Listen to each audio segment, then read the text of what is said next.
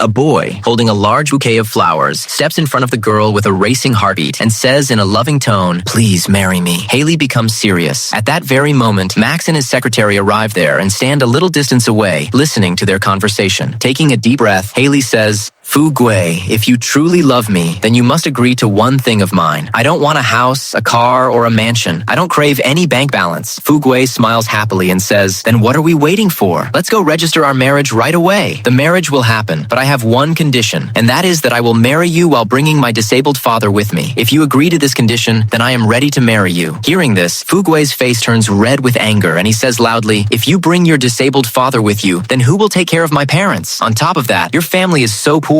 You won't bring anything in dowry." Tears well up in Haley's eyes as she says in a choked voice, "No, Fu Gui, but he is my real father after all. No matter what happens, I cannot leave my father alone. And besides, you said you loved me and could accept everything about me." Seeing this scene, the secretary softly says to his boss, "Sir, this is the girl who helped you before." A flicker of memories appears in the boss's eyes and he replies, "Yes, 3 years ago, when I was lying helpless on the road, she was passing by with her father. She picked up some money from the ground, came over and placed it beside me, woke me up and said, 'These are the money you dropped,' and then she quietly left." After recalling all this, the boss whispers into the secretary's ear, "Go and bring some money." The secretary immediately leaves. Meanwhile, Fu Gui shouts angrily, "Let me make this very clear to you. With the kind of condition you are setting, no one will marry you. You've wasted my time." Saying this, he throws the bouquet of flowers onto the ground and storms off angrily. Seeing this, Haley's father becomes anxious. Haley immediately supports her father and says with tearful eyes, "It's okay. Since he doesn't want to marry me, we'll go back home. From now on, the two of us will live our lives together. Come on, let's go home." Just as they are heading home, Max suddenly stops them on the way and says gently, "Beautiful girl, do you remember me?" Haley pauses slightly and says, "Sorry, I don't remember." Max smiles and says, "Do you remember? 3 years ago, you helped a beggar in the park." Haley widens her eyes in surprise and says, "So it was you?" Max says emotionally, "I know everything. Over these years, you have gone through many hardships. Your life hasn't been easy." At that moment, the secretary returns, holding money and products and says, Mr. Wang, these are the 100,000 yuan you asked me to prepare." Max takes the money, steps toward Haley and says, "Please take this. Keep this money. Consider it a small gift from me." Haley steps back nervously and says, No, I can't take this money." Max says gently, "Take it. If you hadn't helped me back then, I wouldn't be where I am today. I know that over these years you have endured many pains and sorrows." Then he says with deep emotion, "For the rest of our lives, may I have the permission to take care of you and Uncle?" Hearing this, tears fill Haley's eyes and she nods and says, "Yes, okay." Max smiles and says, "Then let's go home. Look, friends, this world is truly round. After going around in circles, we have met again. Do you all agree with us being together? If you support us being together, please tap a little heart and support us. If you liked the video, please help me by liking, subscribing, and sharing. Thank you."